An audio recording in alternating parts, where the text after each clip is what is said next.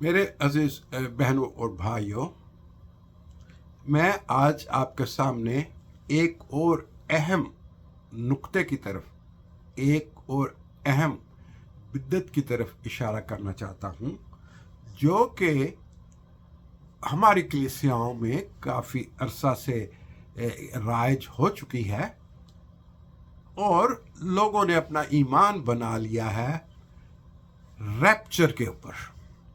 आज मैं आपको बताना चाहता हूं कि रैप्चर क्या चीज़ है, जिसको प्री ट्रिबुलेशन रैप्चर कहते हैं, कि मसाइब से पहले कलीसिया का उठा लिया जाना। मैं आपको बाइबल में से हवाले देके आज आपको इसको क्लियर, इस कॉन्सेप्ट को करना चाहता हूं कि ये जो अर्बन मिथ है ये कैसे मार्ज़ वजूद में आई, इस नज़रिए को पेश करने वाले कौन थे और वो क्या कहलाते हैं, और ये कहाँ से प्री ट्रिबुलेशन रैप्चर, कलीसिया का उठाया जाना, क्या कलीसिया का उठाया जाना दुरुस्त है या मसीह की दूसरी आमद दुरुस्त है। वो इन बिटवीन दूसरी आमद और दूसरी आमद से पहले वो एक यीशु की और आमद का जिक्र करते हैं, जिसको खुफिया आमद कहा जाता है, कि वो खुफिया तौर पर यीशु आएगा और कलीसिया को उठा के ले जाएगा, और इसलिए उठाएगा ताकि वो तकालीफ और मसाइब में से उनको ना गुजरना पड़े। वो बहुत से हवाले पेश करते हैं इसके लिए। आज मैं क्लैरिफाई करूंगा कि उन हवालों का क्या मकसद है और यीशु ने कहाँ कहा कि मैं कलीसिया को उठा लूंगा।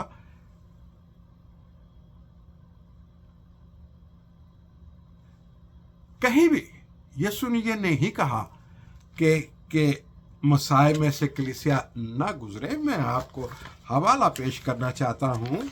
यूहन्ना 17 बाब और 15 आयत में यीशु दुआ करता है खुदा के साथ, और उस दुआ में वो क्या कहता है कि मैं नहीं चाहता कि तू इनको उठा ले, बल्कि इनको मसाइब से गुजरने की कुव्वत अता फरमा। वो कुव्वत दे ताकि मसीही मसाइब से गुजरे। मसीही तो मसाइब में, जिस दिन से कलीसिया मार्ज़ वजूद में आई है, मसीही मसाइब से गुजरते हैं, आज गुजर रहे हैं। हर इलाके में, हर हाल में मसीही जो थे वो मुसीबत के अंदर रहे हैं। आज आप देख सकते हैं अफ्रीकी मुल्कों में कलीसिया के साथ क्या हुआ, इस्लामी मुल्कों में क्या हो रहा है, चाइना में क्या हो रहा है। मसीहों को मुसीबत से गुजरना है और यीशु दुआ करता है कि इनको कुव्वत और ताकत दे। अब सबसे पहले मैं ये चीज़ क्लियर करना चाहता हूँ, इससे पहले कि रैप्चर क्या है, ये कहाँ से आई, मैं ये क्लियर करना चाहता हूँ कि दरअसल जो हवाले रैप्चरिस्ट, रैप्चर पर यकीन रखने वाले डिस्पेंसेशनलिस्ट जो ये हवाले पेश करते हैं, वो कौन कौन से हवाले पेश करते हैं? वो करते हैं मत्ती 14 बाब 40 से 41 आयत का हवाला पेश करते हैं और लेक्चर देते हैं बहुत ज़ोर ज़ोर से कि वहाँ लिखा है कि एक दो चक्की पीस रही होंगी, एक उठा ली जाएगी। दो खेत में काम कर रहे होंगे, एक उठा लिया जाएगा। आप वो मुबारक कलीसिया हो जो उठा ली जाएगी और यीशु उसका इस्तकबाल करेगा। इन हवालों का ये मतलब कभी भी नहीं है। ये हवाले साफ बताते हैं कि कौन उठा लिया जाएगा। ये जो मत्ती का जो मत्ती और मरकस का हवाला जो है, इसको हम इंग्लिश में ऑलिवट डिस्कोर्स कहते हैं, जैतून के पहाड़ का बयान कहते हैं हम इसको। यहीं पे जिक्र खुदावंद यीशु मसीह उजाड़ने वाली मकरूह चीज का जिक्र करता है, एबॉमिनेशन ऑफ डेसोल्यूशन, उसका वो जिक्र करता है। और खुदा यीशु मसीह डैनियल की किताब 9 बाब 27 आयत, 11 बाब 31 आयत, 12 11 में जो उजाड़ने वाली मकरूह चीज़ का जिक्र डैनियल ने किया है, उसी को खुदा यीशु मसीह दोहरा रहे हैं, इसलिए कि हैकल को 70 AD में तबाह कर दिया गया और टाइटस जो था, जिसने मकरूह चीज़ वहाँ पे रखी थी, टाइटस की शख्सियत खुद मकरूह थी, उसने वहाँ पे बुत परस्ती की। उसने वहाँ पे वो बुत लेके आके गाड़े जो कि रोम में मौजूद थे। ग्रीक जिन बुतों की पूजा करते थे उनको ला के वहाँ पे रखा और हैकल को जला दिया, हैकल को उजाड़ दिया। जब यीशु ने यह कहा कि जो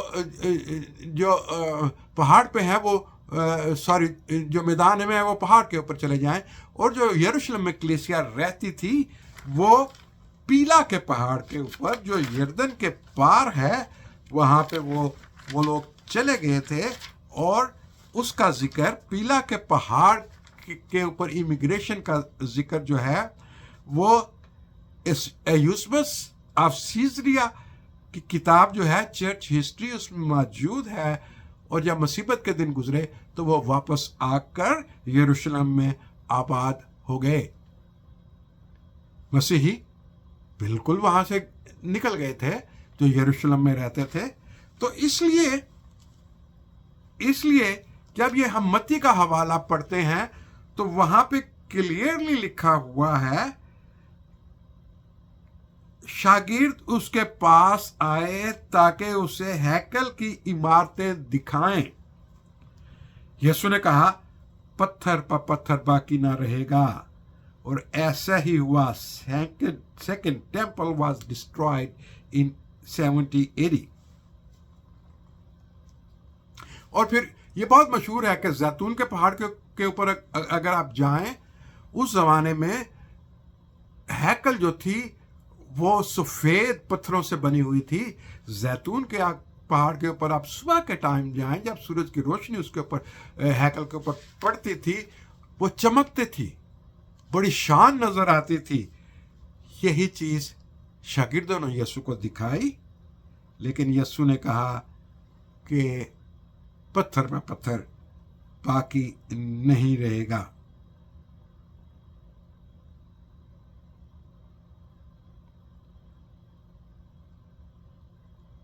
और इसका जिक्र 6 आयत में जिक्र है, 8 आयत में जिक्र है।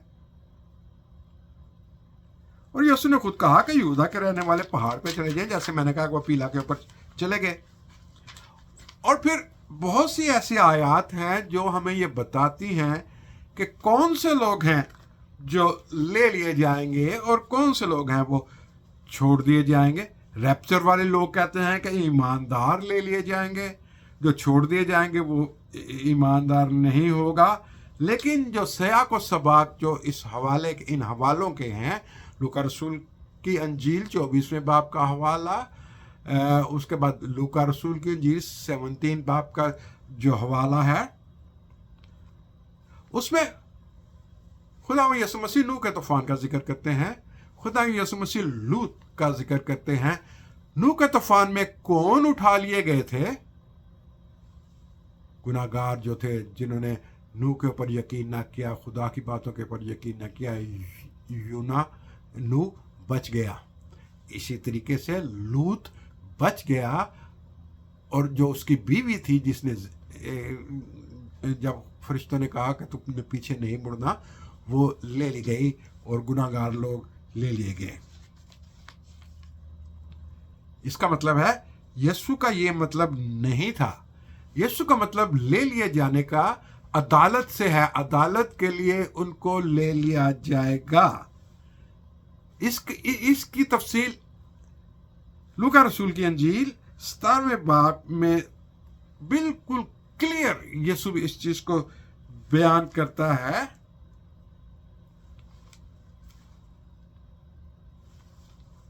क्लियरली बयान करता है, जब शागिर्दों ने कहा आए खुदावंद ये कहां होगा, दे क्वेश्चन हिम कि ये कहां होगा। मत्ती की रसूल में भी दे क्वेश्चन हिम,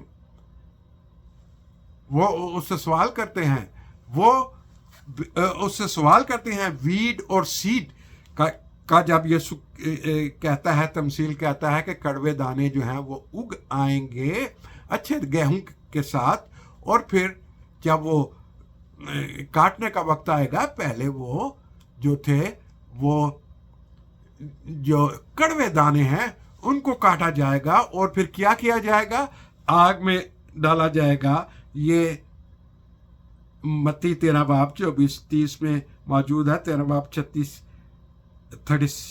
और 43 से है। 36-43 में तो यीशु शागिर्द पूछते हैं उस तमसील का हमें दोबारा डिटेल से बता। 2 दफा यीशु को वो बताना पड़ता है। तो वो उनको कहता है कि कड़वे दाने जो हैं वो पहले काटे जाएंगे, कड़वे दाने पहले उठा लिए जाएंगे। और फिर मैं पहले कह रहा था कि जैसे मैंने कहा था कि यीशु ने इसका जिक्र इसका कि कौन लोग हैं वो जो उठा लिए जाएंगे। लूका 17 बाब में शागिर्दों ने उससे कहा, आए खुदावन ये कहाँ होगा। कहाँ का मतलब कि उनको कहाँ ले जाया जाएगा। जो लोग उठा लिए जाएंगे उनको कहाँ ले जाया जाएगा। यीशु ने कहा, जहां मुर्दार हैं वहां गिद्ध होंगे। मत्ती में भी कहा जहां मुर्दार हैं वहां गिद्ध होंगे। लूका में भी यही चीज का जिक्र है। तो इसका मतलब यह है, मुर्दार और गिद्ध का जिक्र जहां भी बाइबल में आया है उसका मतलब अदालत है, उसका मतलब जजमेंट है। वो जजमेंट के लिए उठाए जाएंगे। अगर आपसे कोई पादरी साहब ये कहता है कि आप तो बहुत मुबारक है, मैंने खुद सुना है पादरी साहबान को बहुत अपने आप को वो टाइटल है उनके पास बहुत ही, वो अपना नेटवर्क भी चलाते हैं, अपना टीवी भी चलाते हैं, और फिर मैंने उनको ये कहता सुना है कि मुबारक है वो जो उठा लिया जाएगा। ये कहीं भी नहीं लिखा हुआ, कहीं नहीं लिखा हुआ। बाइबल क्लियरली ये कहती है कि उठाए जाने वाले बेईमान लोग हैं, गुनाहगार लोग हैं, और उठाए जाने का मतलब उनको अदालत के लिए उठाया जाएगा। और फिर बाकी लोग जो हैं वो खुदावंद यीशु मसीह के साथ होंगे। हमें वक्त का नहीं पता, इसलिए हम इसके ऊपर गुफ्तगू नहीं कर सकते कि ये वक्त कब होगा। हैकल के यीशु ने ऑलिव डिस्क्लोजर में यीशु ने क्लियरली प्रेडिक्शन की कि हैकल की इमारत से इमारत बाकी ना रहेगी। वो जो टाइटस ने, रोमी हुकूमत ने हैकल को तबाह किया, उसका यीशु ने पहले ही प्रेडिक्शन दे दिया था। और बाइबल में जहां भी गिद्ध या उकाब की अक्सरियत का जिक्र है वो अदालत या हलाकत की तरफ और तबाही की तरफ निशानदेही करती है। वो कहीं आसमानी मकामों की गुफ्तगू, गिद्ध और अदालत हलाकत है, और गिद्ध और अदालत ज़मीन पे होंगे, और गिद्ध और उकाब मुर्दार जो हैं वो ज़मीन पे होंगे। खुदावंद की बादशाहत में ये नहीं होंगे। यीशु मसीह शागिर्दों ने एक दफ़ा, फिर मैं कहता हूँ, जब शागिर्दों ने कहा कि ये कहाँ होगा, बराए मेहरबानी इसको पढ़ें। लूका रसूल की अंजील उसका 17वें बाब के आखिर में ये कहाँ होगा। जब वो शागिर्दों ने पूछा, उसने कहा जहाँ मुर्दार हैं वहाँ गिद्ध होंगे। बराए मेहरबानी इसको कलीसिया के उठाए जाने के साथ ना जोड़िएगा। हम लोग ऐसी प्रीचिंग को फॉलो कर रहे हैं क्योंकि बाइबल, वो लोग आपको बाइबल का एक हवाला पढ़ के देंगे और फिर इसके ऊपर पूरा लेक्चर दे देंगे। इसके सयाको सबाग में नहीं जाएंगे, इसकी तफसील में नहीं जाएंगे। इसलिए जो लोग रैप्चर की तालीम देते हैं, ख़ासकर प्री ट्रिब्यूलेशन रैप्चर की तालीम देते हैं, बड़ा मेहरबानी उनसे पूछें कि हमें उठा के कहाँ ले जाया जाएगा। आप उनसे ज़रूर पूछें। आगे चलते हैं इस गुफ्तगू के दूसरे हिस्से। जी भाइयों, मैंने आपके सामने जिक्र किया ऑलिवर डिस्कोर्स का, मैंने यानी कि जैतून के पहाड़ के ऊपर यीशु की गुफ्तगू का, मैंने आपको एबॉमिनेशन ऑफ डेसोल्यूशन, जिसको उजाड़ने वाली मकरूह चीज़ कहा जाता है, उसका जिक्र किया। और ये जो यीशु ने फरमाया, और वो 70 AD में हैकल की तबाही के साथ यीशु की ये गुफ्तगू जो थी वो सच साबित हुई। आइए मैं आपको रैप्चर की तरफ लेके चलूं। रैप्चर की लेके तरफ चलो। इससे पहले कि रैप्चर का लफ्ज़ या प्री ट्रिब्यूलेशन रैप्चर की डॉक्ट्रिन कॉन्सेप्ट कहाँ से आया, मैं आपको एक डॉक्ट्रिन की तरफ लेके चलता हूँ जिसको कहा जाता है डिस्पेंसेशनलिज्म। इसकी अगर आप उर्दू में इसका तर्जमा करें तो इसका तर्जमा जो है वो बनता है कि खुदा के जो इरादे हैं वो फ़र्क, लोगों के लिए फ़र्क हैं। वो ये कहते हैं, जो डिस्पेंसेशनलिज्म के ऊपर यकीन रखते हैं, वो ये कहते हैं कि खुदा ने यहूदियों के लिए एक अलहदा निजात का इंतज़ाम बनाया है, मसीहों के लिए अलहदा है। ठीक है, अगर ऐसा है तो मसीहों के ऊपर भी के अंदर भी बहुत सारे जो हैं वो फ़िरके मौजूद हैं। तो क्या यीशु ने हर फ़िरके के लिए अलहदा इंतज़ाम बनाया? वो डिस्पेंसेशनलिज्म को वो प्रीच करते हैं। और ये वो लोग थे जिन्होंने रैप्चर का लफ्ज़ निकाला था।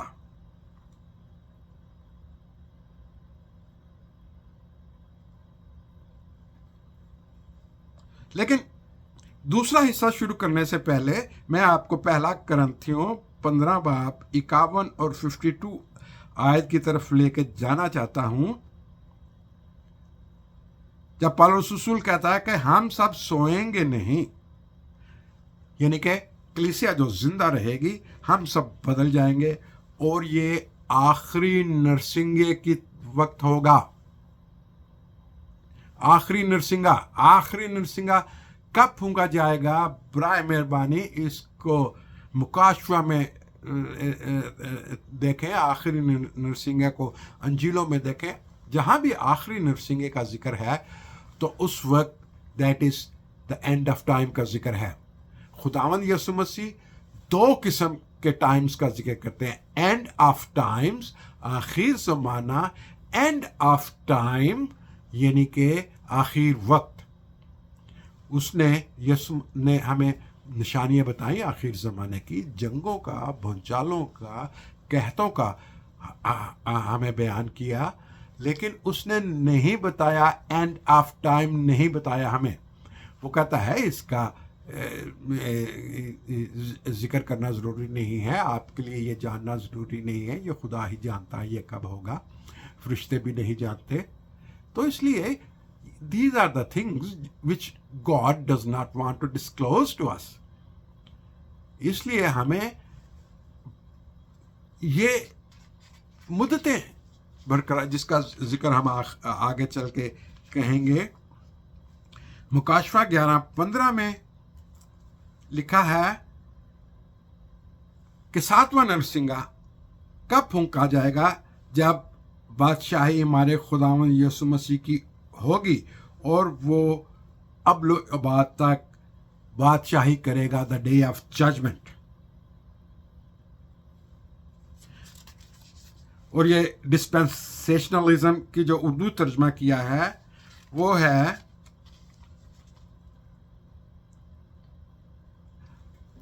अहद अदवार का इलाही नजरिया। उर्दू में इसको ज़्यादा प्रीच नहीं किया जाता, लेकिन रैप्चर वाले इसको बहुत प्रीच करते हैं। आइए देखते हैं कि ये रैप्चर का लफ्ज़, यानी कि उर्दू में जिसको ट्रांसलेशन किया गया है कलीसिया का उठाया जाना, दरअसल ये तर्जमा ही गलत है। ये तर्जमा ही रैप्चर का कलीसिया का उठाया जाना, इसलिए कि हमारी कलीसियाओं के पास कोई और लफ्ज़ रैप्चर का नहीं था, इसलिए कलीसिया का उठाया जाना ही उन्होंने तर्जमा किया है। ये कॉन्सेप्ट कहाँ से निकला? ये कॉन्सेप्ट 1882 से 1800 से 1800 से 1882 तक एक शख्स था, जॉन नेल्सन डर्बी, ठीक है। उसका जो ग्रुप था उसका नाम था Plymouth Brethrens. He was an Irish. उन्होंने 1830 में ये कॉन्सेप्ट पेश किया। कॉन्सेप्ट क्या पेश किया कि इस्राएल और कलीसिया को अलग अलग रखा जाएगा। उसने तारीख को मुख्तलिफ इलाही अदवार में तकसीम किया और फिर रैप्चर या प्री ट्रिब्यूलेशन रैप्चर को मुनज़्ज़म शक्ल दी। और फिर उसने कहा कि खुदा के मंसूबे इज़राइल के लिए, बनी इज़राइल के लिए और कलीसिया के लिए अलग अलग नबूवती नजरिए हैं, मंसूबे हैं खुदा के।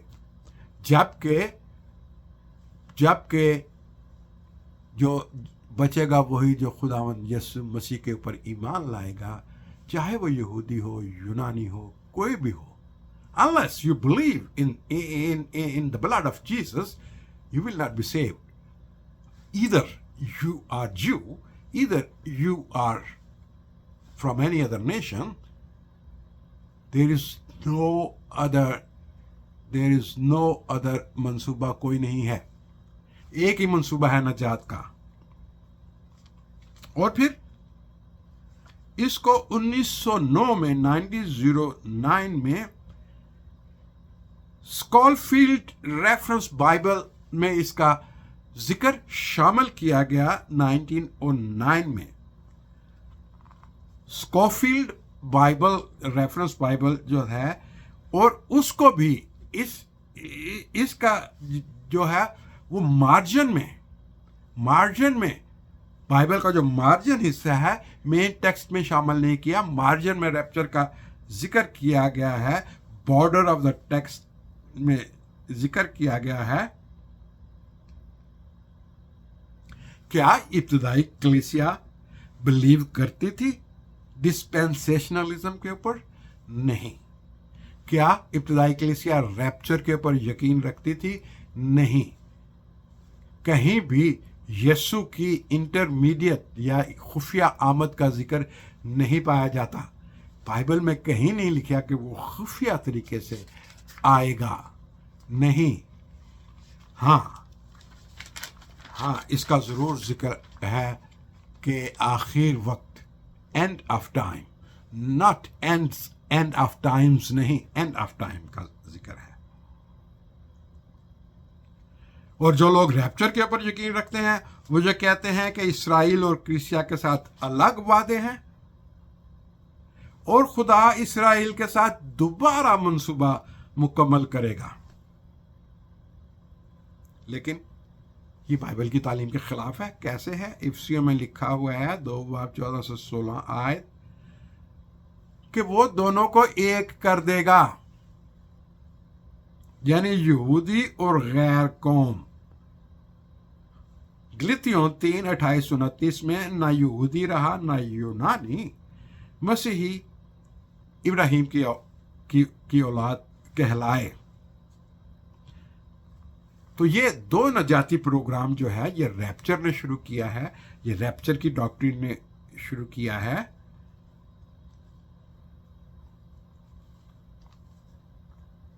और वो यीशु की आमद सानी के ऊपर यकीन नहीं रखते।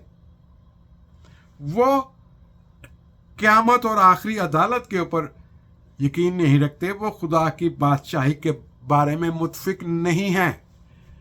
ये जो लोग जो रैप्चर की तालीम देते हैं, बुराए मेहरबानी इनसे पूछें रैप्चर क्या है।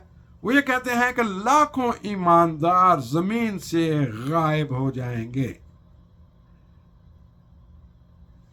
हम ये बहुत सी वीडियोस देखते हैं, दो खेत में काम करते करते होंगे, उनमें से एक ले ली जाएगी। और इसके ऊपर हॉलीवुड की एक मूवी बनी है लेफ्ट बिहाइंड, और वो लेफ्ट बिहाइंड जो दो भाइयों ने बनाई है, उसका जो ऑथर हैं वो रैप्चर के ऊपर यकीन रखते हैं। बहुत सी यहाँ पे यूनिवर्सिटीज़ हैं जो रैप्चर की आपको तालीम देती हैं। सबसे ज़्यादा डेलस थियोलॉजिकल सेमिनरी बहुत मशहूर है। वो तो प्रोड्यूस ही रैप्चरिस्ट कर रही है, और जो भी वहाँ से तालीम हासिल करके जाता है, चाहे वो पाकिस्तान से हो, इंडिया से हो, वो रैप्चर की तालीम देता है। वो कहता है बीइंग कॉट अप, लेकिन वो ये नहीं बता सकते कि ये जो मुलाकात है ईमानदारों की, कि वो जब खुदा से मिलेंगे, ये मुलाकात कब होगी, किस अंदाज में होगी, क्या ये खुफिया होगी। और फिर प्री ट्रिब्यूलेशन रैप्चर जो है, मुसीबतों से पहले कलीसिया का उठाया जाना, यूहन्ना 17:15 आयत की मुखालफत करता है, जिसमें यीशु कहता है, मैं दरख्वास्त नहीं करता कि तो उन्हें इस दुनिया से उठा ले, बल्कि उन्हें शर से बचा। यीशु नहीं मांगते कि शागिर्द दुनिया से उठा लिए जाएं और उनके ऊपर मुसीबत शुरू ना हो। आइए इस वीडियो के तीसरे हिस्से की तरफ चलते हैं कि ये जो लोग रैप्चर के ऊपर यकीन रखते हैं, रैप्चर की तबलीग करते हैं, वो किन हवालों का जिक्र करते हैं। दिस इज़ वेरी इंपॉर्टेंट कि उन हवालों के ऊपर गुफ्तगू की जाए और समझा जाए कि वो हवाले दरअसल कहते क्या हैं। चले हम देखते हैं कि जो रैप्चर के मानने वाले लोग हैं, जो इसकी तबलीग करते हैं, वो किन हवालों का जिक्र करते हैं। सबसे इम्पोर्टेंट हवाला जो पेश करते हैं वो पहला थेसलोनिकियों 4:16 और 17 आयत का जिक्र करते हैं, क्योंकि खुदावंद खुद आसमान से ललकार कर मुकर्रब फरिश्ते की आवाज और खुदा के नसरिंगी के साथ उतरेगा। पहले तो वो जो मसीह में मुए जी उठेंगे, फिर हम जो बाकी होंगे उनके साथ बादलों में उठाए जाएंगे, ताकि वो इस्तकबाल करें और हमेशा खुदावंद यीशु के साथ रहें। ये हवाला वो पेश करते हैं। पहली चीज़ मैं आपको बताऊं, पौलुस रसूल को ये गुफ्तगू करने की क्यों ज़रूरत पेश आई थेसलोनिकियों की कलीसिया के साथ। इसलिए कि थेसलोनिकियों की कलीसिया में एक फ़िक्र पाई जाती थी कि जो हमारे मुर्दे हैं, जो ईमानदार मर गए हैं, उनका क्या होगा। तो ये उसने उस क्वेश्चन के, उस इशू के जवाब में ये चीज़ तहरीर की कि जो मुर्दे हैं वो उठाए जाएंगे। बिल्कुल बिल्कुल यीशु की आमद सानी के ऊपर ये होगा। ये यहाँ पे कहीं नहीं कहा गया, ये जो हवाला थेसलोनिकियों 4:16-17 में कहीं नहीं कहा गया कि कहीं खुफिया आमद यीशु की होगी, इंटर बिटवीन होगी, दरमियान में कहीं में यीशु आएगा जो नज़र नहीं, खुफिया तौर पे आएगा, सब लोग उसको नहीं देखेंगे और कलीसिया उठा ली जाएगी। ये हवाला नहीं ये चीज़ बयान करता।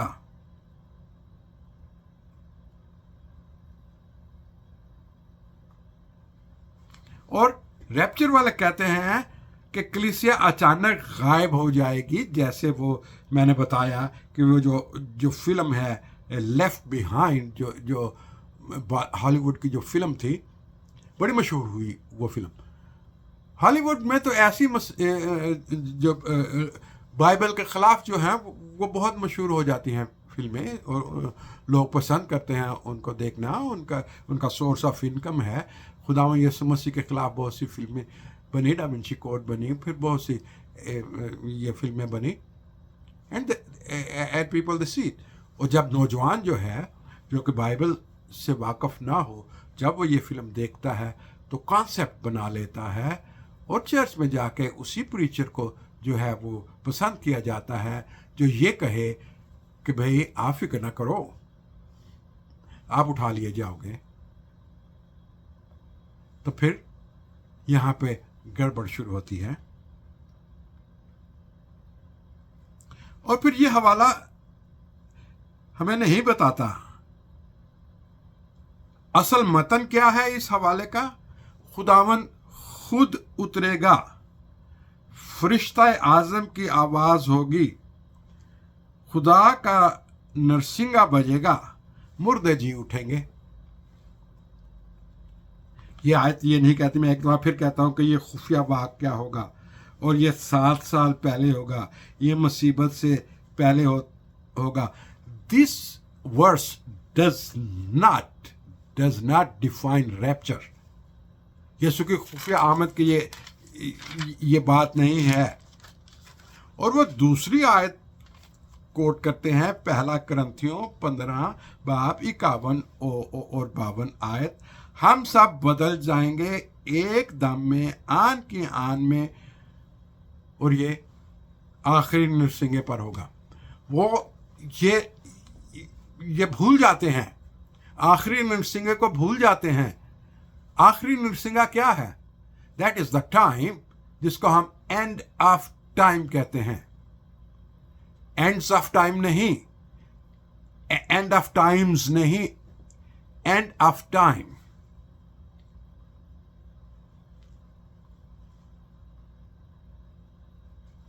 और फिर पालूस रसूल यहां पे क़यामत की बात कर रहा है। पूरा 15 बाब का अगर आप मौजू देखें, पहला करंथियों 15 बाब का, वो क़यामत मर्दगान की बात कर रहा है, आखिरी नरसिंगा की बात कर रहा है। ये आखिरी नरसिंगा कौन है? कब बजेगा? मुकाश में भी आखिरी नरसिंगे का जिक्र है, न्यू टेस्टामेंट में और जगह पे आखिरी नरसिंगा। आखिरी नरसिंगा क़यामत की निशानी है। आखिरी नरसिंगा निशानी है यीशु के आने की और अदालत करने की। और फिर वो यूहन्ना 14 बाब 1 और 3 बयान करते हैं, और वो ये कहते हैं, फिर मैं आऊंगा, तुम्हें अपने साथ ले लूंगा। ये कभी भी यीशु की खुफिया आमद की गुफ्तगू नहीं कर रहा, ये हवाला नहीं है बता रहा कि यीशु खुफिया तौर पर आएगा। कहीं भी ये हवाला नहीं कहता। रैप्चर वाले कहते हैं कि ये इशारा करता है कलीसिया उठा ली जाएगी की तरफ, लेकिन इसका असल मतन क्या है? असल मतन यीशु का वादा है कि मैं आऊँगा और तुम मेरे साथ रहोगे। That is the new earth, that is the new beginning, that is his kingdom, his everlasting kingdom. ये प्री ट्रैबुलेशन रैप्चर या 7 साल की मुसीबतों की गुफ्तगू नहीं करता। इसके ऊपर हम एक और वीडियो कर सकते हैं कि 7 साल की जो मुसीबतें हैं, मिलीनियम जो ईयर्स हैं, ये क्या हैं। Jesus never said 7 years।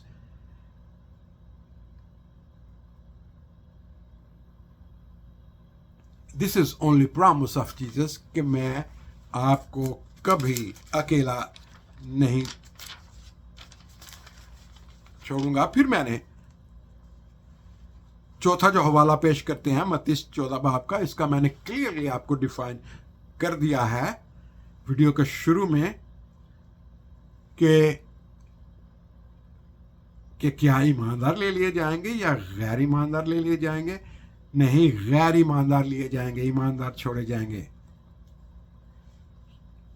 क्योंकि ये जो रैप्चर वाले कहते हैं ना ईमानदार उठा लिए जाएंगे, ये नूह की मिसाल के खिलाफ है, ये लूत की मिसाल के खिलाफ है। और फिर लूका 17 बाब 36 और 37 आयत के खिलाफ है। उन्होंने जवाब में उससे कहा, आए खुदावन ये कहाँ होगा, यानी कि कहाँ इनको ले लिए जाएंगे। तो यीशु ने क्लियरली कहा है, जहाँ मुर्दार है वहाँ गिद्ध जमा होंगे, यानी अदालत होगी उनकी।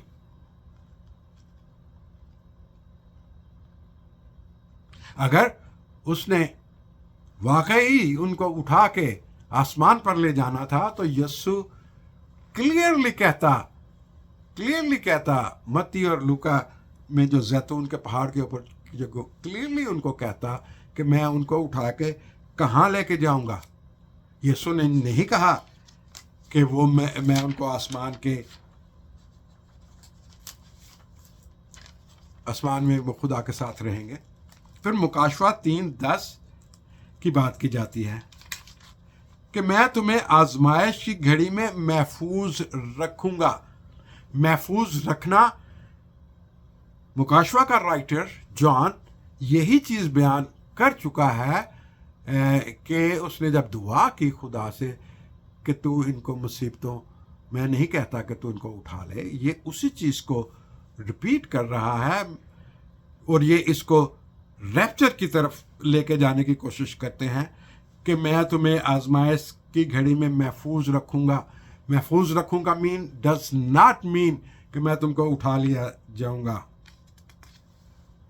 क्योंकि जॉन 17:15 में क्लियरली कहा गया है कि उन्हें दुनिया से ना उठा ले बल्कि शरीर से बचा के रखना, यानी महफूज रखना है। और फिर वो 5:9 वो जो अगली आयत पेश करते हैं थेसलोनिकियों 5:9 कि खुदा ने हमें गजब के लिए मुकर्रर नहीं किया। ये भी इट डज नॉट मीन कि गजब, देखें यहां पे गजब का लफ्ज इस्तेमाल हुआ है। गजब और मुसीबत दो डिफरेंट वर्ड्स हैं। बराए मेहरबानी इसको देखिए, ये जो पहला थेसलोनिकियों 5:9 में लिखा गया है वो रैप्चर के लिए नहीं है। खुदा ने हमें गजब के लिए मुकर्रर नहीं किया, यानी पालूस रसूल भी यहां बयान करता है गजब से बचाए गए हैं, लेकिन मुसीबत से नहीं बचाए गए। यहां पे मुसीबत और गजब, खुदा इसमें फर्क, रैथ एंड ट्रिबुलेशन। मुसीबत ट्रिबुलेशन है, गजब रैथ है, दोनों एक चीजें नहीं हैं। उसने रैथ का जिक्र किया है। रैथ का मतलब है कि खुदा का वो गजब जो कि अदालत के बाद होगा। यहाँ पे वो जिक्र करता है। इसको ट्रिबुलेशन वाले अगर अपने ट्रिबुलेशन में शामिल करने की कोशिश करते हैं तो वो गलत इस्तेमाल करते हैं।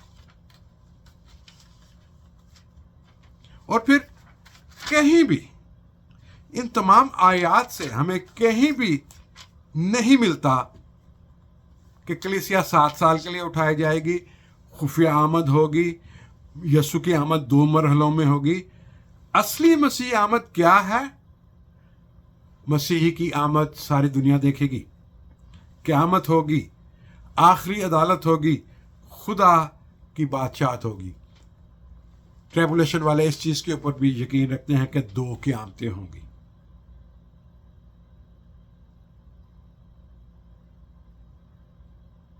और फिर वो मुकाशवा 20:5-7 का जिक्र करते हैं, इसको भी गलत इंटरप्रिटेशन किया जाता है। मुकाशवा 25 बाब 5-6 आयत वो कहती है, वहां पे पहली क़यामत और दूसरी मौत का जिक्र है, क़यामत का नहीं है। इसी तरह यूहन्ना 5 बाब 28 और 29 में उससे नेकी की जिंदगी क़यामत और अब्दी अदालत की क़यामत कहा गया है। याद रखिए, अदालत एक ही है।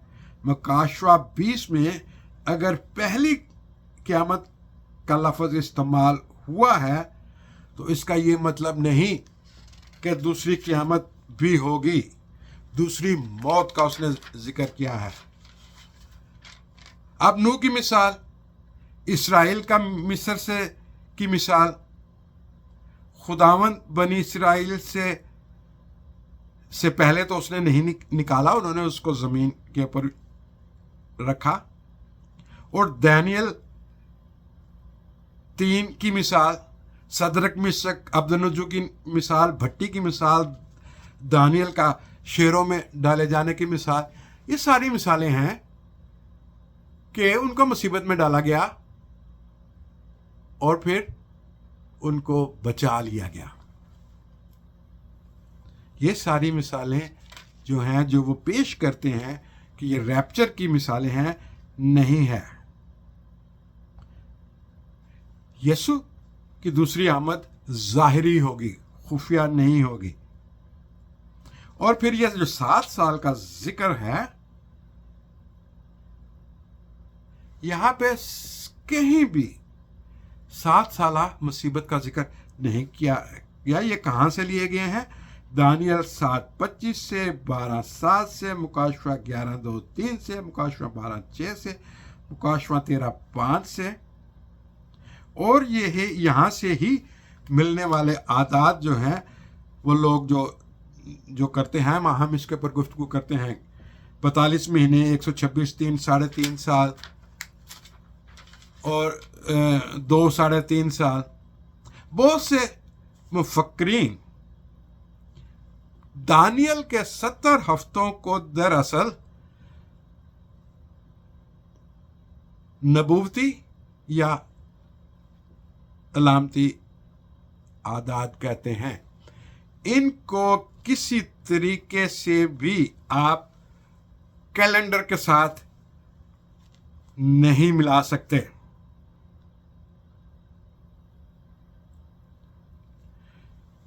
इन आदात के पीछे बहुत से लोगों ने गुमराह किया है।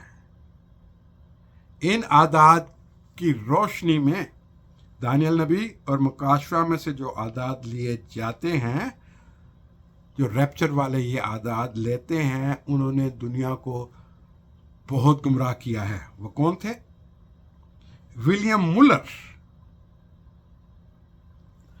1814 में कहा कि खुदावंद यीशु मसीह 1843 और 1844 में आएगा। चार्ल्स टैनर रसल ने यह कहा कि 1874 से 1940 में यीशु की आमद होगी। एडगर सी विंस्टेंट ने कहा, जो उसकी किताब है reasons why the rapture will be, 1988 में बहुत वो किताब भी की। उसने भी यीशु के आने की तारीखें दी। हैरोल्ड कैपिंग बड़ा मशहूर स्कॉलर गुजरा है, उसने 21 मई 2011 की जो थी वो तारीख दे दी।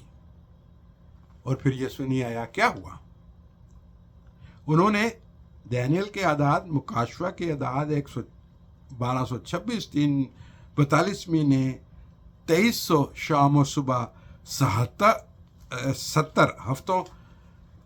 हफ्तों को एक रियाजी फार्मूले में बदल दिया।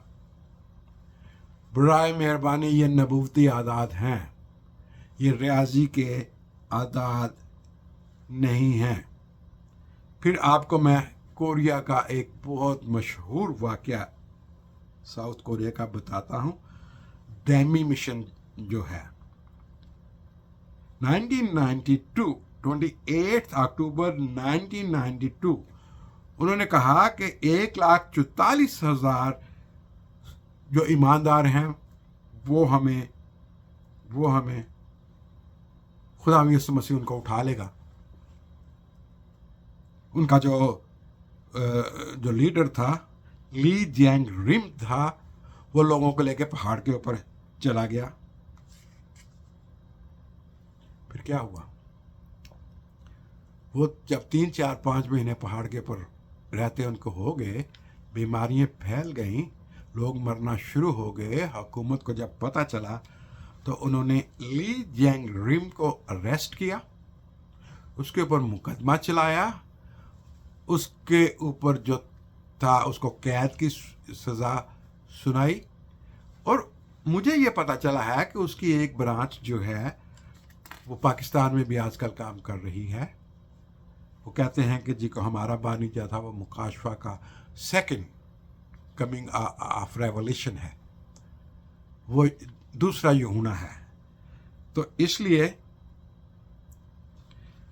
यही लोग जो लेफ्ट बिहाइंड के हैं गलत तालीम देते हैं।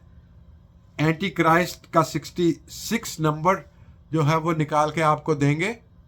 भाई अगर आप न्यूमरोलॉजी को ग्रीक ज्योमेट्रिया से आप 666 का नंबर निकालना शुरू करोगे तो हर तीसरे बंदे का नंबर 666 निकल आएगा।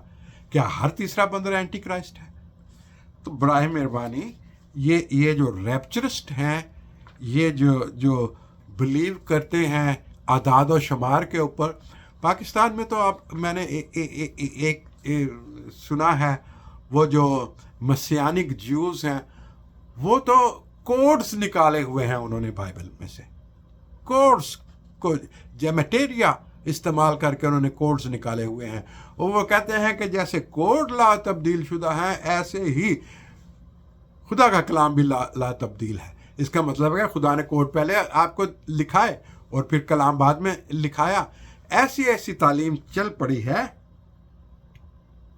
ये सिर्फ कलीसियाओं में खौफ पैदा करके ये कहना कि आप हमारी कलीसिया के अंडर आएं और आप वो कलीसिया हैं, स्मरना की कलीसिया हैं आप जिसका मुकाशफा में जिक्र है, आप बच जाएंगे, बाकी के सारे मर जाएंगे। अब क्या किसी ने रैप्चर वालों से ये पूछा है कि जो लोग पहले मर गए उनका क्या होगा? आप रैप्चर की बात करते हो, आप लेफ्ट बिहाइंड की बात करते हो, गलत तशरीक करते हैं।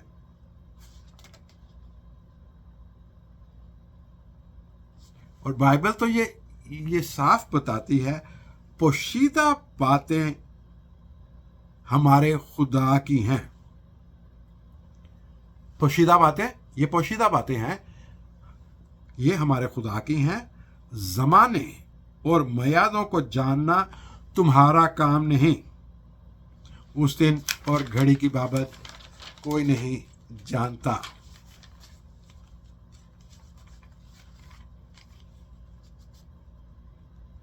और फिर जब भी आपको कोई ऐसा प्रीचर कहे कि आपको उठा लिया जाएगा कलीसिया, आप इस चीज़ के ऊपर यकीन करें कि एक दो चक्की पीस रही होंगी, एक जो दो खेतों में काम कर रही होंगी, आप लोग ईमानदार होंगे तो आपको उठा, उससे ये सवाल सिर्फ पूछ लो कि सर हमें ये बताएं कि हमें उठा के कहाँ ले जाया जाएगा? क्या आप चाहते हैं कि हमें अदालत में पेश किया जाए? हमने तो खुदावंद यीशु मसीह से वफा की, हम तो उसकी ईमानदार कलीसिया में शामिल हैं। और फिर ये वो लोग क्लेम करते हैं कि ये हम मुझे खुदावंद के रूह से हदायत से हमें ये चीज़ें मिली हैं, ये चीज़ें तो हम खुदावंद के रूह से हमने ये तलाश की हैं। प्राय मेरा नहीं, ऐसी भी से बचें। वो जिसका मैंने अभी जिक्र किया था, प्रेजेंट शिनचैनियो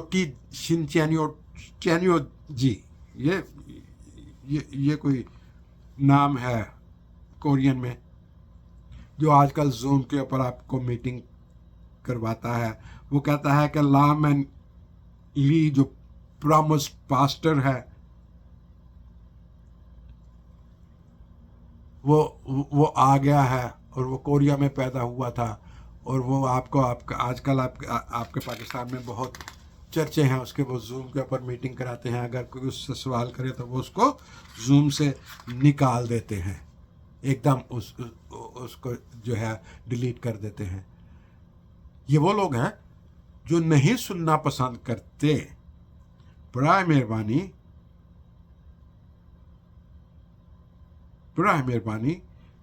यीशु के वीड और फीड की पैराबल को याद रखें। यीशु के 17 बाब 37 आयत को याद रखें, और उसमें से देखें कि कौन से लोग उठा लिए जाएंगे, कौन से लोग जो हैं वो खुदावंद के साथ रहेंगे और कहाँ पे रहेंगे, उठाकर उनको कहाँ ले जाया जाएगा। जब भी आप ये बयान उनसे सुने कि हमें उठा लिया जाएगा, बादलों में हम यीशु का इस्तकबाल करेंगे, तो उनसे ये पूछें कि सर क्यों नहीं वो यीशु जो है वो ज़मीन के ऊपर आ जाता। उसकी दूसरी आमद है, उसकी अदालत है।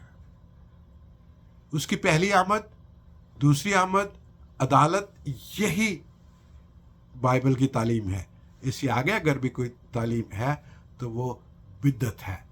बड़े मेहरबानी, अगर आपके पास इस वीडियो के बारे में कोई सवाल हो तो वो ज़रूर लिखिए। मेरे फेसबुक पर मैं ये वीडियो डालूँगा, मैं अपने यूट्यूब चैनल के ऊपर डालूँगा। बड़े मेहरबानी, जब आप तनकीद करें तो जो अल्फाज हैं, अच्छे अल्फाज का दामन ना छोड़ें। इसीलिए इसी से हम एक दूसरे से सीख सकते हैं। हमें किसी चीज़ के लिए झगड़ा करने की ज़रूरत नहीं है। मैं किसी भी कलीसिया, उनकी डॉक्ट्रीन और उसकी मुखालफत नहीं कर रहा। मैं वही बात कर रहा हूँ जो कलाम हमें सिखाती है और कलाम हमें पढ़ाती है। खुदावंद यीशु आपको बरकत दे और कलाम को समझने की रूह अता फरमाए। Thank you very much and have a nice day.